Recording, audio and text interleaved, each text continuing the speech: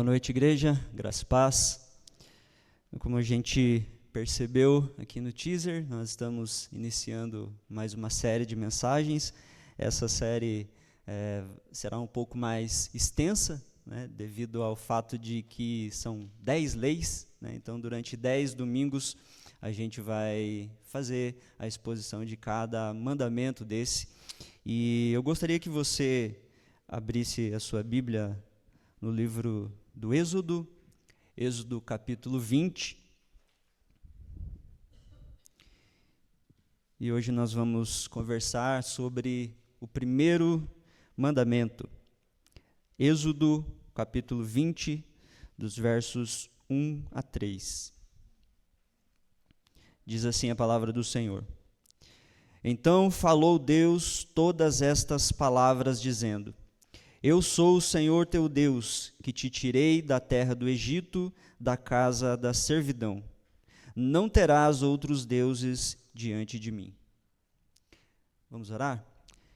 Senhor, obrigado por sua palavra, nós te agradecemos por tudo que o Senhor já tem falado aos nossos corações, por meio das orações, das leituras bíblicas, das canções. E nós pedimos neste momento, ó Deus, que a tua graça seja sobre nós, que o Senhor abra o nosso coração, o nosso entendimento, que venhamos compreender a sua palavra, ó Deus, e adequar a nossa vida de acordo com ela. Ajuda-nos, Deus, nessa noite, é o nosso pedido em nome de Jesus. Amém. Muito bem, queridos, nós, talvez esse seja a passagem das mais conhecidas da Bíblia, né? Todas as pessoas, religiosos ou não, conhecem os 10 mandamentos. Os 10 mandamentos, eles estão aqui, e não é porque é um texto bíblico, mas porque dentro de todos os aspectos da filosofia, enfim, todos os campos de estudo, eles tendem a definir uma moralidade adequada para a vida. E os 10 mandamentos estão dentre eles. Então, quando todas as pessoas, até aquelas que discordam de Deus, quando elas pensam numa sociedade que fosse adequada para a gente viver, eles entendem que seguir os 10 mandamentos seria uma boa alternativa. Se todas as pessoas seguissem os 10 mandamentos, nós teríamos uma sociedade boa, uma sociedade melhor, uma sociedade em constante progresso. E, no entanto, para muitas pessoas, inclusive para muitos cristãos de hoje, entendem que esse negócio de lei, das leis de Deus, do decálogo, né, dos 10 mandamentos, é uma questão obsoleta, já passou isso daí. Isso daí foi para o pessoal do Antigo Testamento. Então, a lei hoje ela não está mais em voga. Deus não exige mais que cumpramos a sua lei. Então, tudo aquilo que é do Antigo Testamento já era, não precisa mais seguir. A gente segue o que está no Novo Testamento. Muitas pessoas têm esse entendimento. Agora, cabe aqui uma correção em relação a isso, porque quando indagado sobre o ponto principal da lei, Jesus ele dá uma aula sobre os 10 mandamentos. E a gente pensa assim, não, mas quando perguntaram para Jesus qual era a lei mais importante, a resposta de Jesus foi 2, né? Amar o Senhor, teu Deus, sobre todas as coisas, e amar o próximo como a ti mesmo. Só que é interessante a gente observar o desenvolvimento da história do povo de Deus, porque quando a gente pega ali Deuteronômio, enfim, os livros onde estão estabelecidas as leis de Deus, a gente percebe que existiam muitas leis. Os estudiosos, né, os fariseus, os escribas, eles tinham desenhado 613 leis. Então, quando você lê o Pentateuco, você vai descobrir, Pentateuco são os 5 primeiros livros da Bíblia, você vai descobrir que tem 613 leis. E os 10 mandamentos, eles na verdade são um resumo dessas 603 leis que existiam catalogadas ali. Então, das 613, né, foram estabelecidas 10 que são os 10 mandamentos, e dos 10 mandamentos Jesus ainda conseguiu simplificar mais, transformando em 2. Então, quando a gente olha os 10 mandamentos, você vai perceber que são leis voltadas para a nossa relação com Deus e para a nossa relação com o próximo.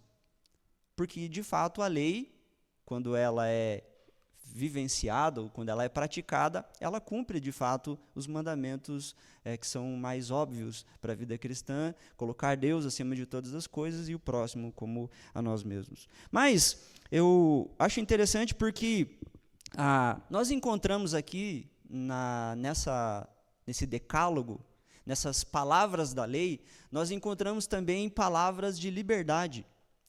E isso é muito interessante, porque, aparentemente, quando a gente olha para as leis de Deus, elas são difíceis de cumprir, até impossíveis, e assim, até não faz muito sentido, né? Se Deus nos chama para a liberdade, por que Ele exige que a gente cumpra regras tão minuciosas e tão difíceis de cumprir? Por que Deus espera que a gente esteja submetido, então, à sua vontade, já que Ele nos traz palavras de liberdade?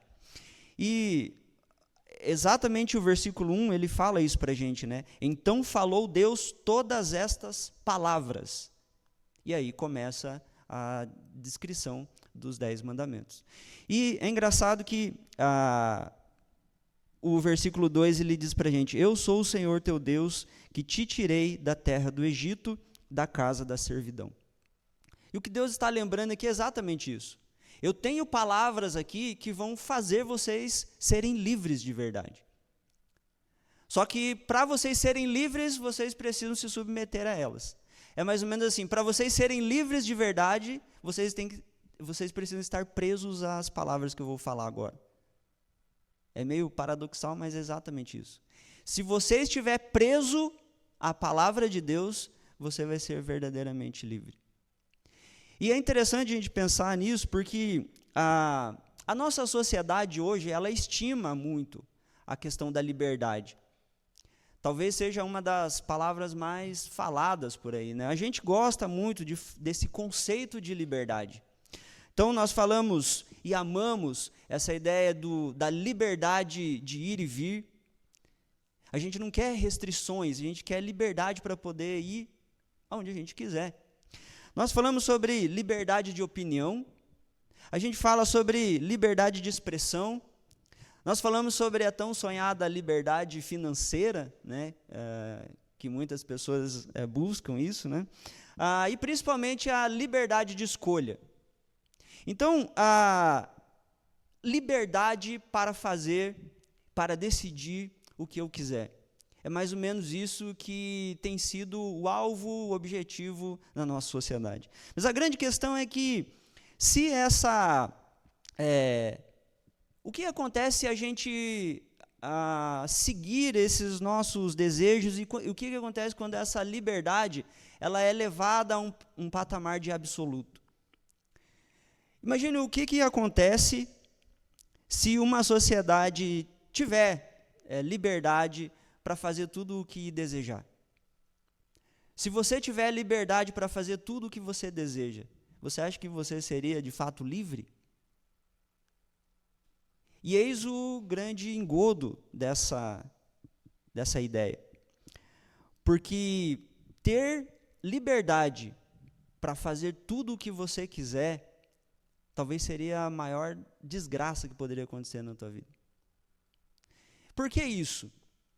Porque a gente almeja tanto a liberdade, mas a gente deseja, então, estabelecer que essa liberdade seja a possibilidade de eu fazer tudo o que eu quero. Por que isso seria ruim? Porque a gente precisa lembrar, queridos, que nós não somos virtuosos por essência. A gente sabe que os nossos pensamentos, os nossos sentimentos, os nossos desejos, nem sempre eles são bons. É ou não é verdade? Começa aí a avaliar o seu coração para você ver. Quantos desejos você tem que não são virtuosos, que não são bons, que não são adequados? E que se você atendesse a cada um deles, provavelmente isso traria destruição para você. E destruição para você significa, consequentemente, destruição para outras pessoas. Então, a Bíblia considera esse estado de corrupção do nosso coração. De tal maneira que, quando a gente fala de liberdade, a liberdade ela pode ser um ídolo também, e tem sido um ídolo. Almejar por ter liberdade para fazer o que você quiser é idolatria também. Então, nós precisamos prestar atenção nessas palavras do Senhor, porque o grande vilão, na verdade, é o nosso coração. Os nossos desejos, eles acabam controlando, dominando as nossas ações e as nossas decisões. E as nossas motivações também. Então, aquilo que a gente deseja é uma motivação. Mas a grande questão aqui é, nós estamos sendo controlados por quem? E quando a gente olha aqui, né, para a palavra do Senhor, a gente percebe que liberdade é uma coisa boa, queridos. Liberdade é uma coisa boa. Mas se ela for levada, as últimas consequências ela pode ser extremamente perigosa. Por isso, Deus oferece palavras que, quando obedecidas, elas vão manter o nosso coração livre, de fato. A gente está aqui diante de uma cena, de um cenário, né? O povo acabou de ser liberto da terra do Egito, é isso que, inclusive, Deus menciona. O povo está aqui agora, talvez ainda estupefato, né? Ainda impressionados com o grande livramento de Deus, né? Talvez nem acreditando ainda, puxa, a gente está livre. Né? Talvez, neste momento aqui, muitas pessoas ainda estão ali com as mãos machucadas, calejadas, de tanto fazer tijolo para Faraó, de tanto carregar tijolo, né? Talvez ali as costas deles ali ainda estão marcadas pelas chicotadas que levaram ali enquanto escravos. E neste momento, se você voltar um pouquinho ali no capítulo 19, versículo 16, Deus ele escolhe falar com o povo e estabelecer a lei de uma forma um pouco diferente do normal. Então, geralmente, Deus falava de maneira mansa, mandava Moisés, né, falar com o povo ali de maneira mais tranquila. Mas, dessa vez, Deus pede para que o povo se chegasse diante do Monte Sinai, era para todo mundo se preparar e ir lá no monte que Deus iria falar com ele. E quando o povo chega diante do monte, a gente vê ali o texto falando para a gente que Deus chega de uma maneira muito agressiva. O Monte Sinai começa a pegar fogo. A voz de Deus começa a sair no meio de trovões. Começa a raios e trovões, né? Quem lembra do Castelo Rá-Tim-Bum aí, né? Raios e trovões. Essa é a ideia, assim, Deus aparece de uma forma muito poderosa, soberana, falando no meio de trovão, raio, e o povo, o texto fala que o povo temeu muito, o povo ficou com muito medo. E Deus começa a falar com eles nesses termos, né? Eu sou o Deus de Israel, eu sou o Deus que libertou vocês da terra do Egito. E eu tirei vocês do Egito, eu tirei vocês da casa da servidão. E é interessante, né, a gente também pensar que antes de começar a ser exposto, então, o que a gente chama de decálogo, né, os 10 mandamentos, o texto fala que Deus diz que ele tirou o povo de Israel da servidão, da casa da servidão no Egito. E é interessante porque a lei aqui, as leis elas começam com graça. Começam ressaltando o fato de que Deus soberanamente, graciosamente libertou o povo. Então a lei começa com graça, com libertação, começa com redenção. E o mandamento, ele não é dado para aprisionar, mas para manter livres aqueles que foram libertos. Então essa é a ideia. Deus quer dizer assim, olhe, quem tirou vocês lá do Egito? Fui eu, não foi? Então é o seguinte, a minha proposta é manter vocês livres. Mas para que vocês sejam de fato livres, vocês precisam continuar submetidos a mim. Vocês precisam ouvir as minhas palavras e seguir as minhas palavras. E aí assim vocês continuarão colhendo esses benefícios da obediência. Então, Deus não apenas diz ao povo o que ele tem que fazer, mas antes disso, Deus mostra quem ele é, o que ele fez, e só depois ele vai dizer, então, não terás outros deuses diante de mim, que é o primeiro mandamento. O ponto aqui para a gente é o seguinte: sempre que nós quebramos o primeiro mandamento, a gente não está apenas desobedecendo uma alternativa que Deus propôs, mas a gente está trocando Deus por algum ídolo que vai nos escravizar. Essa é a gravidade da violação dos mandamentos de Deus.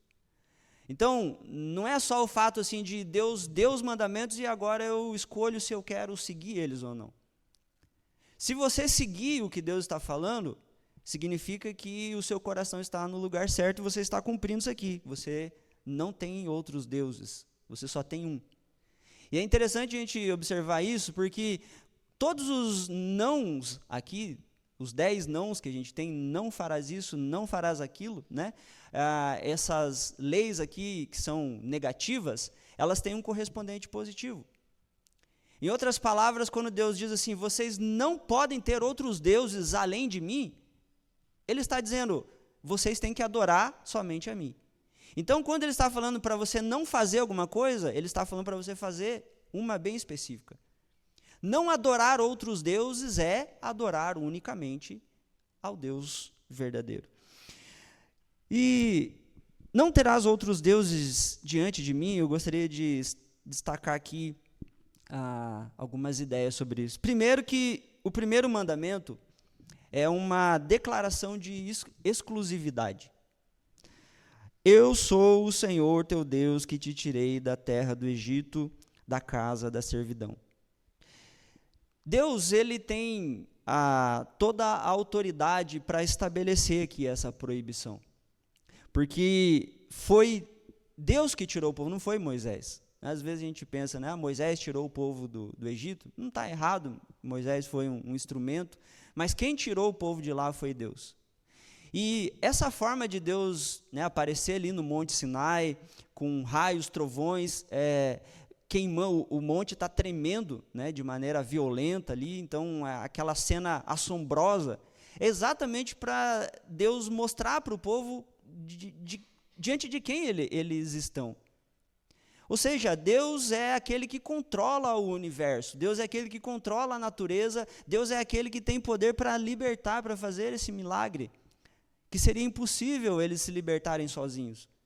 E Deus já fez todos aqueles sinais, né, maravilhas, tirando eles de lá, o anjo, né, que vai lá e os primogênitos, as pragas do Egito, depois tem ali a questão de atravessar o Mar Vermelho, né, então o pessoal atravessa aquele mar, no meio daquelas paredes de água ali que não afogaram eles, e depois eles assistem todo o exército de Faraó, né, sendo estraçalhado ali no meio das águas e sendo mortos ali. Então, Deus libertou o povo de maneira grandiosa, fazendo esses atos grandiosos para mostrar para o povo quem ele é de fato. Então, assim, se Deus ele tem poder de controlar toda a natureza, ele criou todas as coisas, ele libertou o povo, ele tem autoridade para definir o que o povo tem que fazer ou não. E Deus está estabelecendo aqui com o povo, então, um relacionamento de aliança. É isso que a gente vê aqui no contexto. Deus está fazendo uma aliança com o povo. E essa ideia aqui de que o primeiro mandamento é uma declaração de exclusividade, é porque Deus ele não quer ser o primeiro na fila de uma quantidade aí de outros deuses. Então, a ideia não é assim, eu quero que você me priorize e me adore, e depois você vai adorando aí os outros deuses, os outros ídolos, mas eu tenho que ser o ídolo principal. Não é isso que Deus está falando. Ele está falando que ele tem uma aliança com o povo. E o termo aqui no hebraico que ele usa é lefanai, que significa, literalmente, não terás outros deuses na minha presença. Então, essa é a ideia de diante de mim, significa na minha presença. Agora, a grande questão é assim, se Deus ele é onisciente, onipresente, Significa que todo lugar é a presença do Senhor. Então, essa ideia de não terás outros deuses na minha presença, significa que não é para você ter ídolos em lugar nenhum, em ambiente nenhum. Porque em qualquer lugar é a presença do Senhor. E Ele tem acesso ao nosso coração, Ele tem acesso aos nossos desejos, às nossas motivações, e a gente não pode dar espaço para nenhum tipo de ídolo em nossa vida. Isso é interessante porque hoje muitas pessoas afirmam que conhecem Deus, né? Afirmam, eu creio em Deus. Mas a pergunta aqui que salta desse texto não é se a gente acredita em Deus, mas a pergunta é quem é de fato o seu Deus. Não, eu creio em Deus, eu conheço aí esses mandamentos aí que vocês vão falar. Ótimo, mas a pergunta importante para a gente fazer aqui é, quem tem sido o seu Deus? Porque onde você busca segurança, onde você busca identidade, onde você busca propósito e sentido para a sua vida, é aí que você vai encontrar o seu ídolo. Nós somos intrinsecamente seres que adoram. Então não existe essa opção assim de, quer saber, eu não quero adorar a Deus e não quero adorar nenhum outro tipo de Deus também. Então assim, eu vou ser um ateu, eu vou ser alguém que eu não vou ter ídolo nenhum. Não existe essa possibilidade. A questão aqui não é se você vai adorar a Deus ou não, a questão é que você é um adorador, se você não adorar a Deus, você vai adorar outra coisa no lugar. E talvez você está pensando, mas eu, olhando aqui para o texto, eu não tenho imagens, eu não adoro outras imagens, eu não adoro ídolos, eu não tenho outros deuses diante de mim. E essa é a grande questão, né, para a gente conversar, e é por isso que é importante a gente trazer de novo essa conversa sobre os 10 mandamentos, porque, como a gente viu ali, os 10 mandamentos é uma espécie de manual para a nossa vida cristã. Significa que talvez você não segue os deuses que estavam à disposição na época do povo de Israel. Talvez você não siga Baal, talvez você não siga Astarote, Moloque e tantos outros deuses que haviam naquela época. Mas hoje a gente tem os deuses funcionais. E é por isso que Deus continua exigindo de todos nós adoração exclusiva.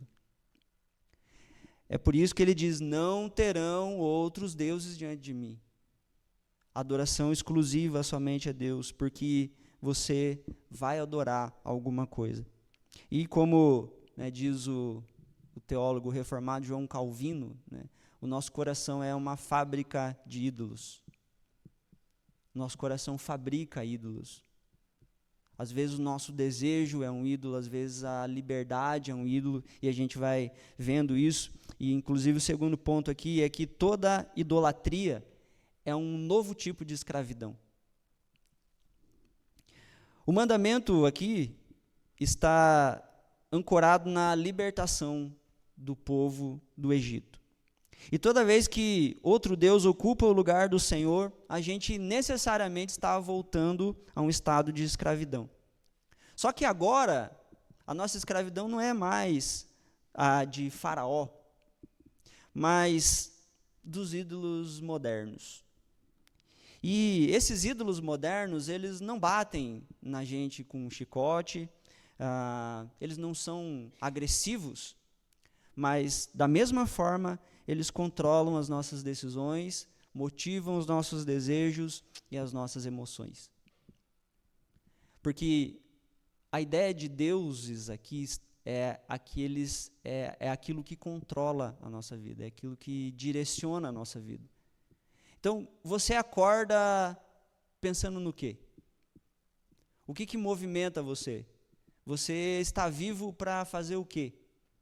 Então, essas são perguntas, né, que vão fazendo a gente começar a pensar nisso. Porque eu quero dar aqui para vocês alguns exemplos desses ídolos modernos.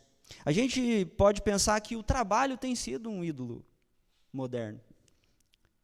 Quando o trabalho se torna a sua fonte de identidade, quando o trabalho se torna a fonte dos seus recursos, que alimenta tudo aquilo que você deseja e não te faz exercitar a generosidade, a mordomia, você está diante de um ídolo. O dinheiro pode ser um ídolo também. Aliás, biblicamente falando, ele tem até um nome, né? O mamon. E o dinheiro, quando ele se torna o seu refúgio, quando você pensa assim, olha, quando eu tiver dinheiro, aí eu estou seguro, aí eu vou estar bem. Você está diante de um ídolo. Quando a sua reputação está acima de qualquer coisa, quando você tem como ídolo a reputação, sempre a opinião alheia vai pesar mais sobre você do que a opinião de Deus. Você sempre vai estar voltado, por causa do seu ídolo, reputação, a agradar as pessoas para que você seja reconhecido. Até coisas boas, queridos, a família pode estar também nessa posição de ídolo. Quando filhos, quando cônjuges ou quando alguém ocupa o lugar que somente é devido a Deus. A autoimagem hoje também se transformou num ídolo. Quando o corpo, quando o sucesso, quando curtidas nas redes sociais, elas moldam o seu valor. Parece que não, mas muitas pessoas acreditam que o valor dela estará quando ela satisfazer esse tipo de autoimagem. Não, quando eu tiver um corpo bem bonito, sarado, aí sim as pessoas vão me valorizar. Quando eu tiver muitas curtidas nas minhas postagens, aí eu sei que eu estou sendo valorizado. A religião, né, a gente já falou aqui na série passada, ela pode também se transformar num ídolo. Né? A religião, a falsa piedade, ela pode se transformar num ídolo, que ela serve, na verdade, para engrandecer o ego, mais do que glorificar a Deus. Tim Keller disse que um ídolo é qualquer coisa mais importante para você do que Deus. Qualquer coisa que absorve o seu coração e imaginação mais do que Deus. Isso é um ídolo.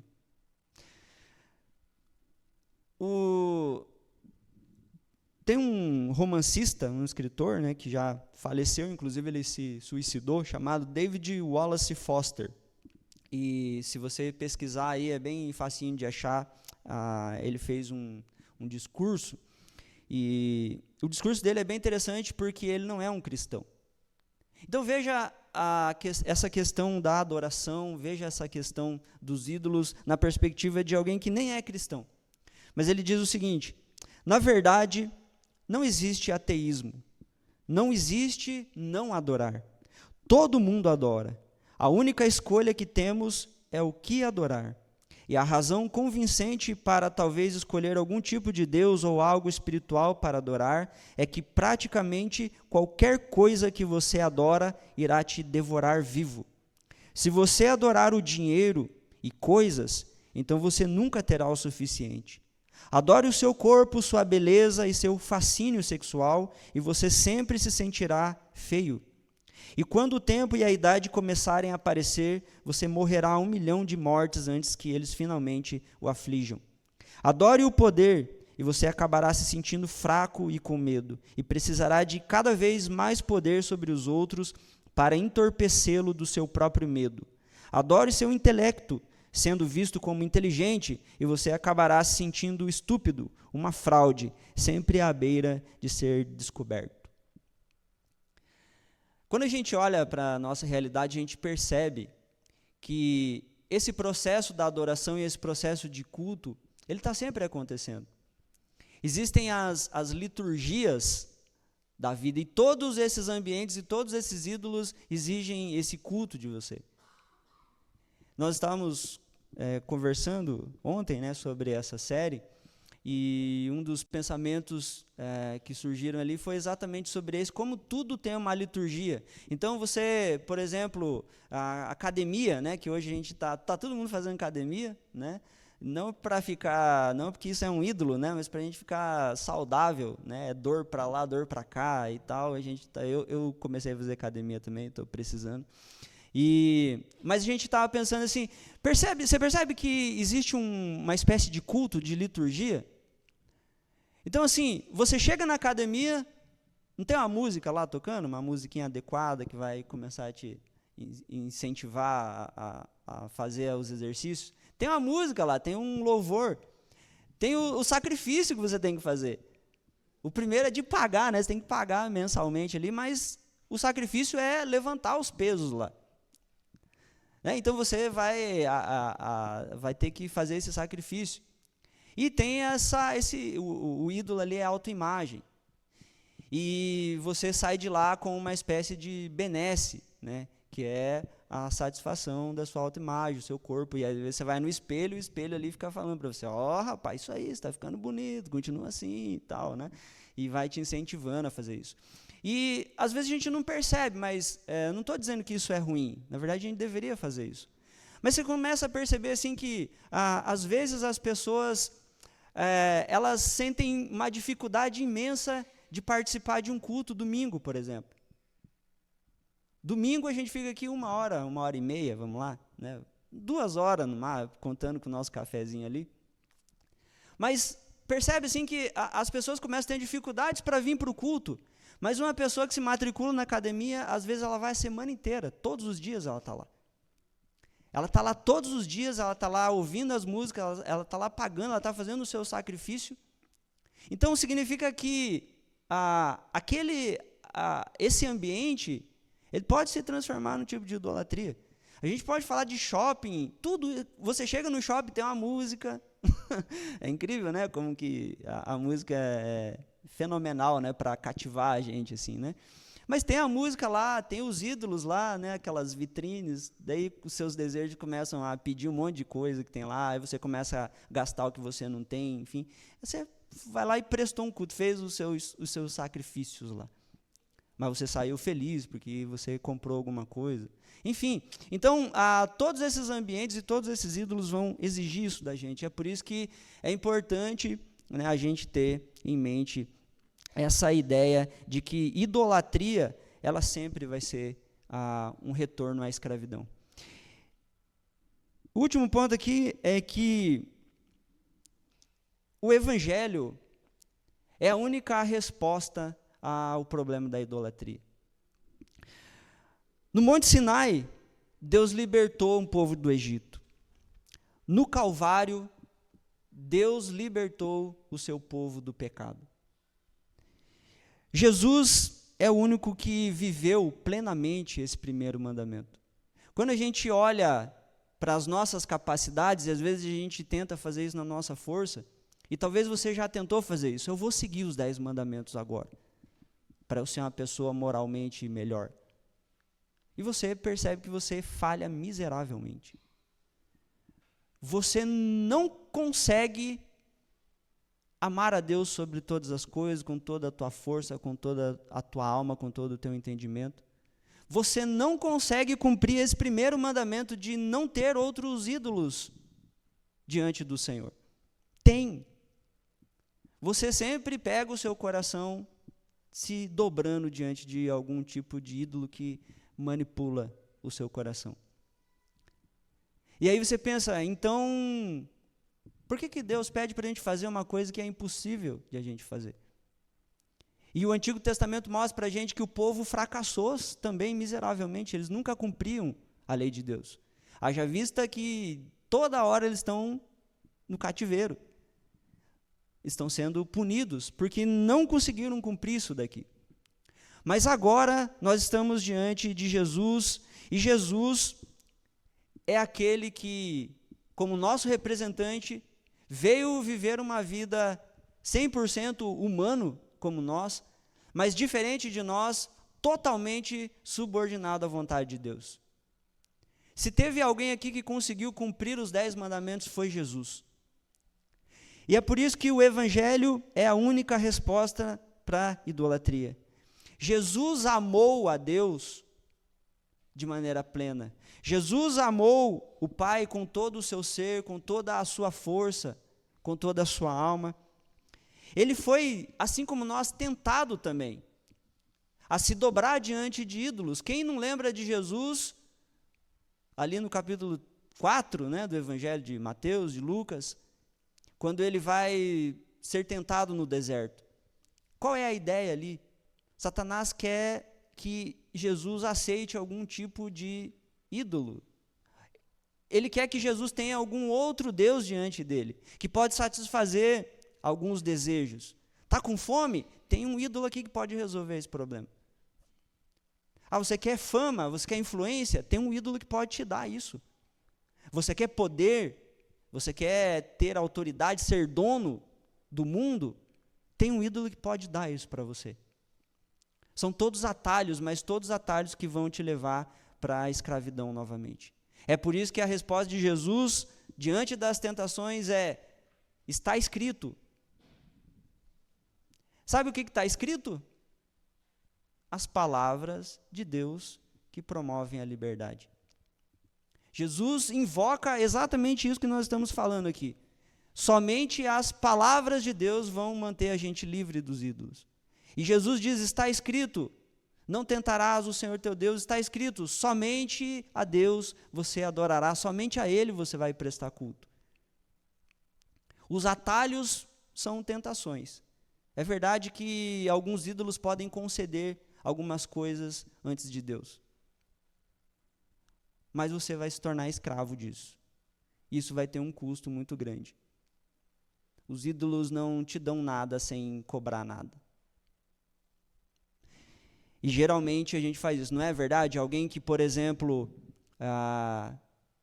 entende que o seu ídolo é o trabalho e ele vai buscar recursos. O que vai acontecendo com essas pessoas geralmente? Quando elas conquistam todo o dinheiro que elas precisavam, às vezes elas perderam a família, perderam a relação com Deus, perderam os vínculos relacionais. Valeu a pena? Às vezes a impressão é que não, quando a gente olha para dados de pessoas muito bem-sucedidas que estão dando tiro na própria cabeça por aí, estão se jogando dos prédios, que estão se suicidando. Parece que atingir certos níveis aí de sucesso não representam bem-aventurança e felicidade. O ponto aqui é que agora, por meio do Evangelho, ele não apenas nos salva do inferno, mas Cristo também quebra o poder e a influência dos ídolos que nos escravizam agora. Não é só Satanás que está vencido, todos esses ídolos estão vencidos por meio de Jesus. Mas como o Evangelho cura, então, a idolatria do coração do homem? O Evangelho cura o coração porque ele nos dá um novo coração. O Evangelho transforma o nosso coração, ele muda a direção do nosso coração. Ele muda os nossos desejos, ele muda as nossas vontades. É por isso que é possível que por meio do Evangelho a gente vença a idolatria. É por isso que é possível a gente adorar unicamente a Deus. Porque o nosso novo coração, nós lemos aqui Ezequiel, mas muitos textos de Ezequiel vão falar sobre essa ideia de Deus nos dando um coração novo. Um coração que vai se submeter a Ele, um coração novo que vai ouvir as palavras que Ele tem proferido e que vão obedecer. Pessoas que vão querer ser povo de Deus e dos quais Deus também será o seu Deus. Mas o Evangelho também cura a idolatria do nosso coração ao revelar a beleza de Cristo como infinitamente superior a qualquer outro tipo de ídolo. O Evangelho faz isso, ele faz com que a gente veja a beleza de Cristo revelada. E a gente percebe que Jesus é o maior tesouro que alguém poderia ter e que o nosso objetivo, que a nossa prioridade agora é ter Cristo. E se nós tivermos Cristo, nós já temos tudo que nós precisamos. E quando isso acontece, as coisas se colocam nos seus devidos lugares. Nós vamos trabalhar de maneira correta, nós vamos nos relacionar com o dinheiro da maneira correta, nós vamos nos relacionar com as pessoas de maneira correta, porque o nosso coração estará, de fato, alinhado quando nós percebermos que Cristo é o que nós precisamos. E Ele, de fato, é. O problema é que a gente, às vezes, não percebe.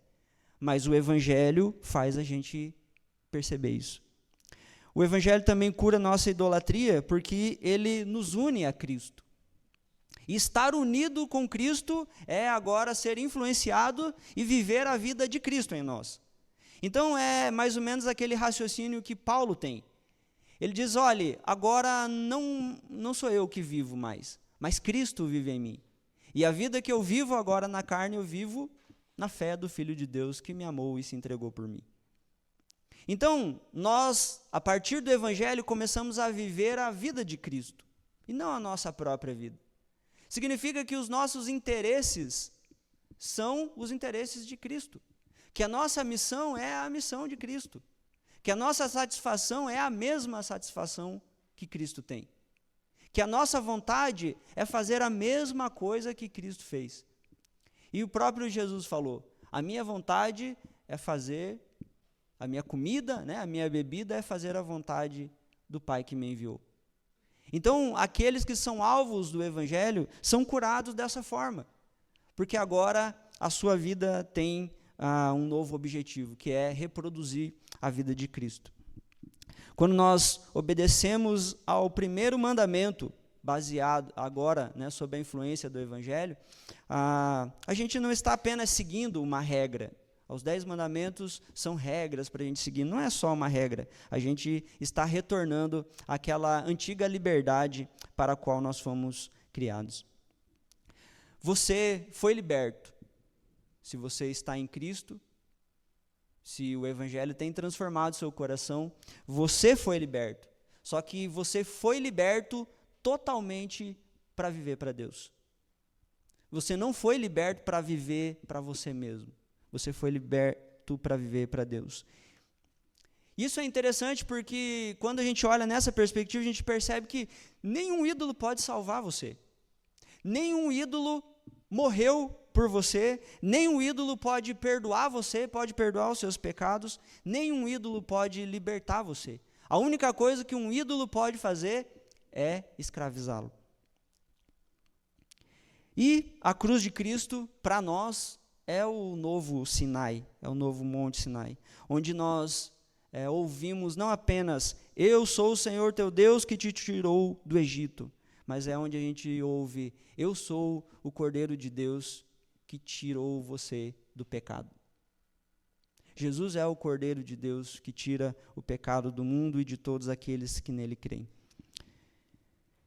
A pergunta, queridos, para a gente concluir é, quem que está sentado no trono do seu coração? Onde estão os seus afetos? O que você ama?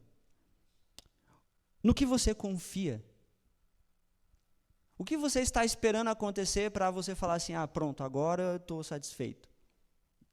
Cuidado, isso é perigoso, isso pode indicar que o seu coração está ainda aguardando a salvação em algum tipo de ídolo. Hoje é dia de a gente derrubar esses ídolos, é dia de a gente se voltar a Deus, que é aquele que verdadeiramente nos liberta e nos salva. Voltar ao Senhor com exclusividade para que a gente alcance a liberdade verdadeira. Eu gostaria de deixar aqui 3 aplicações para você refletir, pensar essa semana. E a primeira delas é, faça um raio-x aí do seu coração. Reveja onde o seu coração tem se agarrado. Talvez seja interessante você, essa semana, praticar aí conscientemente uma espécie de jejum a respeito de algumas coisas que você tem imaginado aí que tem controlado você. Às vezes a gente faz essas reflexões e a gente começa a pensar, poxa, eu estou gastando muito tempo aqui, eu estou investindo muito nisso daqui, eu estou muito preso nisso daqui. E às vezes é bom a gente conscientemente começar a praticar jejuns, afastamentos desse tipo de coisa. Pode ser, talvez, que você está viciado em redes sociais, não seria nada estranho. Algum tipo de consumo exagerado de algo, talvez desperdiçando a vida com entretenimento, talvez com trabalho excessivo, talvez você precisa pisar no freio um pouquinho. Por que você está trabalhando tanto assim? né? E usar esse tempo, né, para examinar sempre o coração em oração, meditação, nas palavras de Deus que estão contidas aqui nas Escrituras. É sempre interessante a gente expor, né, as áreas do nosso coração, da nossa alma, que a gente tem buscado segurança, prazer, identidade, que a resposta não seja Deus. Sempre que a gente está buscando alguma coisa que não é Deus, é bom a gente fazer essa reflexão. Segunda aplicação, redefina satisfação à luz da glória de Deus. Porque como você entende que é satisfação? O que é satisfação para você? A satisfação é a hora que isso aqui acontecer na minha vida. Mas eu gostaria que você pensasse na ideia de satisfação nos termos bíblicos. Antes de tomar decisões importantes, pergunte, essa decisão que eu vou tomar, ela glorifica a Deus acima de tudo? Ou ela só está preenchendo algum tipo de segurança que eu necessito? Como que Deus pode ser glorificado através dessa decisão aqui que eu vou tomar? Você pode, de maneira objetiva, escrever quais são os seus objetivos de vida e refletir honestamente quem está sendo entronizado com esses objetivos que você tem para a sua vida. Por último, cultive o hábito da devoção. Não tem, acho que é algo mais óbvio e mais simples para a gente falar, mas eu acho que é exatamente aqui que a gente tropeça.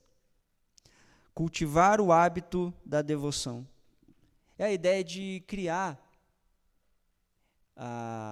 no nosso dia a dia esses momentos intencionais de a gente entronizar Deus na nossa vida, na nossa rotina.